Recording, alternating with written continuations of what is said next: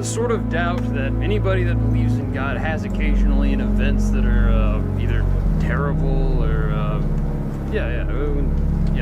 something terrible happens and you can't help but wonder why God didn't either do something, why did he allow this to happen, or why is the world this way, that sort of thing. That is one big,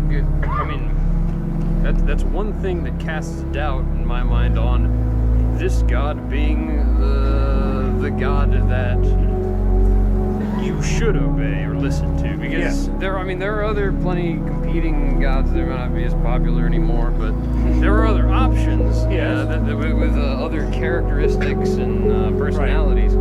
And if this God, at least occasionally, either doesn't do or does things that are just questionable.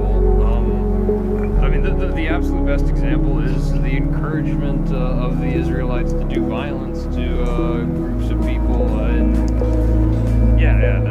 the Amalekites, right? Especially, but others. I am layering on potential reasons to doubt this God, right? And is that enough reason to say perhaps I ought not obey him? I should not submit to his authority because he has done questionable things.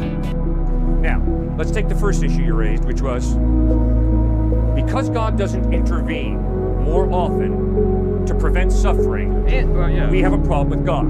Your second issue was because God calls the Jews to wipe out certain people groups like the Amalekites, I got a real problem with God, right? Well, and just the nature of the world. Not any one singular event. Okay, sorry. Let's stick one at a time, okay? All right, so your first one, and then we'll do your second one, right?